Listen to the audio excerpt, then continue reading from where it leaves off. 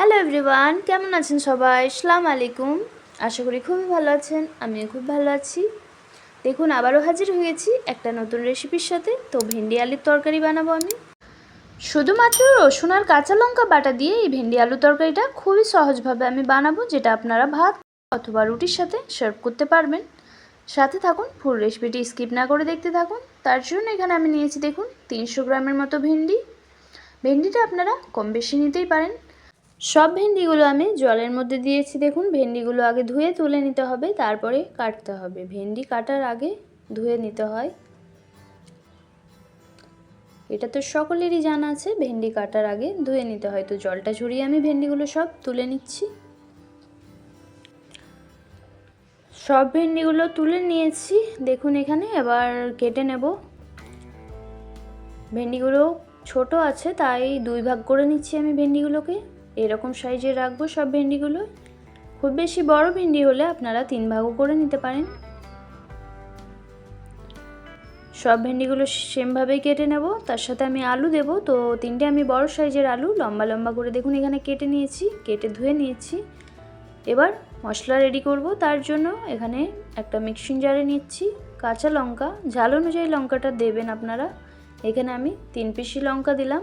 আর দিচ্ছি রসুন, একটা বড় সাইজের রসুন নিয়েছিলাম, সব কোয়াগুলো আমি দিয়ে দিয়েছি ধুয়ে। এবার সামান্য একটু জল দিয়ে পেস্ট করে নেব। এখানে পেঁয়াজ নিয়েছি দেখুন একটা বড় সাইজের কেটে, আর টমেটো বড় সাইজের নিয়েছি একটা। এবার কড়াইতে দিয়েছি সর্ষের তেল।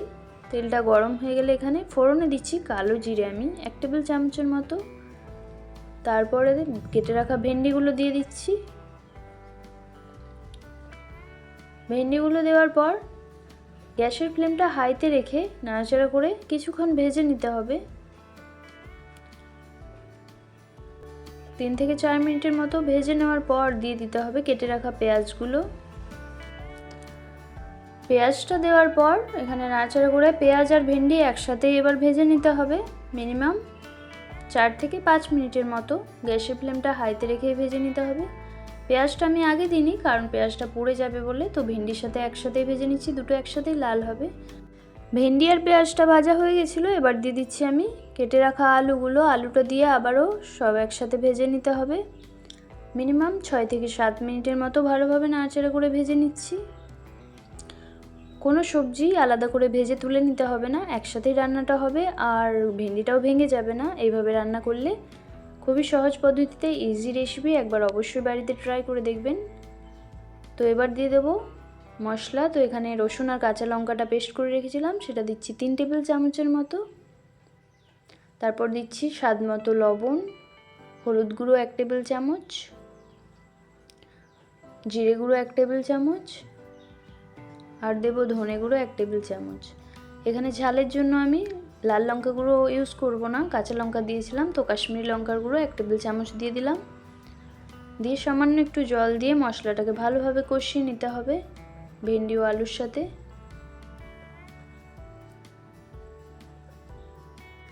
মশলার একটা কাঁচা স্মেল থাকে, সেটা যতক্ষণ না বেরিয়ে যাচ্ছে ততক্ষণ ভালোভাবে আমি কষিয়ে নেব। আপনারা সাথে থাকুন।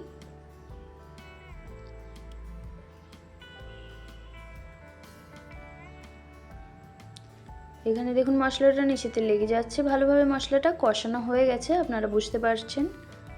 এবার এখানে একটা বড় সাইজের টমেটো আমি নিয়েছিলাম, সেটা পেস্ট করে নিয়েছি। সেই টমেটো পেস্টটা আমি দিয়ে দেবো। এইভাবে পেস্ট করেই দেবেন, খেতে কিন্তু খুবই ভালো লাগবে। টমেটোটা দেওয়ার পর আবারও কষিয়ে নিতে হবে। টমেটোর একটা কাঁচা স্মেল থাকে, সেটা যাতে ভালোভাবে চলে যায়। তো টমেটো দেওয়ার পর জল ছেড়ে দেয়, এখানে জল ছেড়ে দিয়েছে। তো জলটাও টেনে যাবে আর ভালোভাবে মশলাটাও কষানো হয়ে যাবে। তো নাড়াচাড়া করে এখানে কষিয়ে নেবো আবারও। গ্যাসের ফ্লেমটা হাইতে রেখেই মশলাগুলোকে সব কষিয়ে নিতে হবে।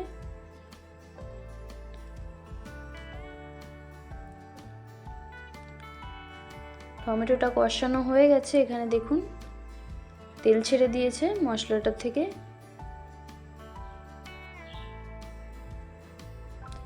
এবার দিয়ে দিতে হবে পরিমাণ মতো জল। তো এখানে পরিমাণ বুঝে জলটা দেবেন, খুব বেশি জল দিয়ে দেবেন না, না হলে পুরো ঝোল হয়ে যাবে। তো এখানে একটু মাখা মাখা টাইপের হলেই খুবই ভালো লাগবে খেতে।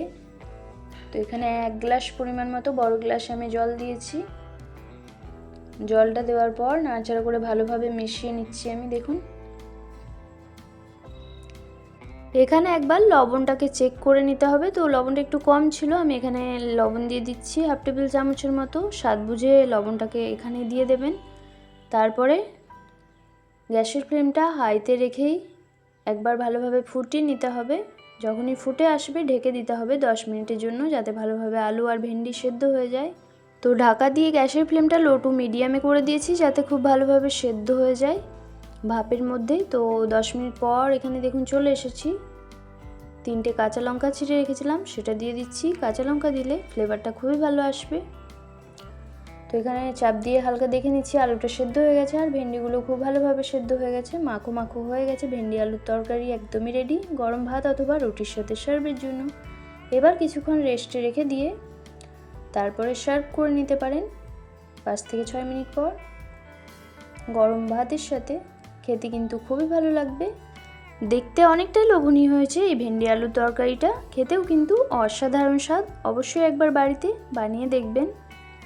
যারাও ভেন্ডি খেতে পছন্দ করেন না, এই সবজিটা বানিয়ে দিলে খুব সুন্দরভাবে খেয়ে নেবে তারাও।